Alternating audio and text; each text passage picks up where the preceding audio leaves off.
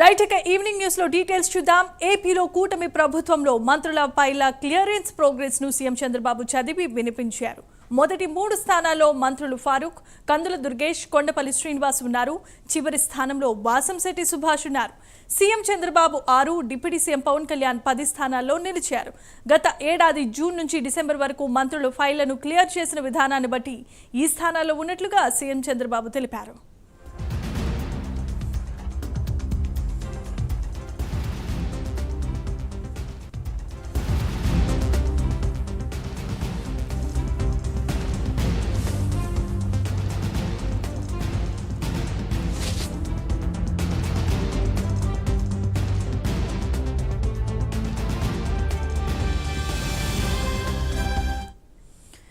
Right ఇక ఏపీలో కూటమి ప్రభుత్వం అధికారంలోకి వచ్చినప్పటి నుండి ఇప్పటి వరకు ఫైళ్ల క్లియరెన్స్ కి సంబంధించి మంత్రుల ర్యాంకులను నిర్దేశించడం జరిగింది. ఇదే అంశానికి సంబంధించిన మరిన్ని అప్డేట్స్ ను సెక్రటేరియట్ నుండి మా ప్రతినిధి శ్రీనివాస్ అందిస్తారు. శ్రీనివాస్, చెప్పండి.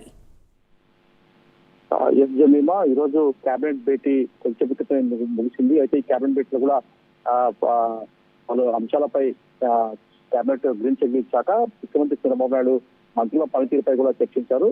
కేబినెట్ భేటీ తర్వాత ఇక్కడ ఈ అంశం పైన కూడా కేబినెట్ చర్చించడం జరిగింది. ప్రధానంగా చూసుకుంటే ఏదైతే ముఖ్యమంత్రి చంద్రబాబు మంత్రుల పనితీరుపైన ఎప్పటికప్పుడు కూడా ఆయన ఆరా తీస్తూ కూడా వాళ్ళకి ర్యాంకింగ్ ఇచ్చే విషయంలో కూడా అతను ఎప్పటికప్పుడు కూడా సమాచారం చెప్పేసి ఇందులో భాగంగా ఇప్పటికే మంత్రుల పనితీరుపై కూడా ఆయన పనితీరుపై కూడా ఎప్పటికప్పుడు హెచ్చరికలు చేస్తున్నారు. వాళ్ళని పనితీరు మార్చుకోవాలా, ప్రజల్లోకి వెళ్ళాలని చెప్పేసే విధంగా కూడా అతను ఎప్పటికప్పుడు మంత్రులను వార్న్ చేస్తూ వస్తున్నారు. అయితే ఈ రోజు జరిగిన కేబినెట్ లో కూడా మంత్రులకు సంబంధించి కూడా ఒక అంశం, ఒక ఆసక్తికరమైన అంశం కూడా ఈ రోజు ఒక చోటు చేసుకుని చెప్పుకోవచ్చు.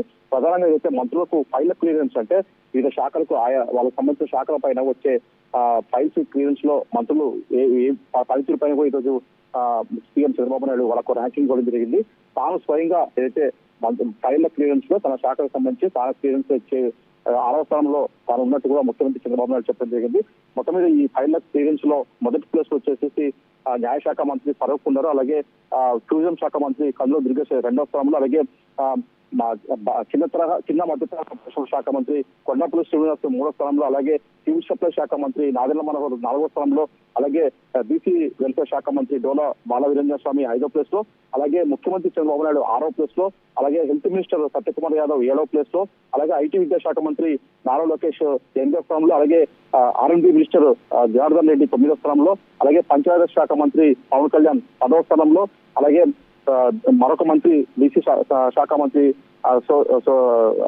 కవిత 11వ స్థానంలో, అలాగే ఎక్సైజ్ శాఖ మంత్రి కొల్లు రవీంద్ర 12వ స్థానంలో, అలాగే విద్యుత్ శాఖ మంత్రి గొచ్చిపాటి రవికుమార్ 13వ స్థానంలో, అలాగే మున్సిపల్ శాఖ మంత్రి నారాయణ 14వ స్థానంలో, అలాగే భారీ పరిశ్రమల శాఖ మంత్రి టీజీ భరత్ 15వ స్థానంలో, అలాగే దేవాదాయ శాఖ మంత్రి ఆనం రామనారాయణ రెడ్డి 10వ స్థానంలో, అలాగే వ్యవసాయ శాఖ మంత్రి అచ్చెన్నాయుడు 17వ స్థానంలో, అలాగే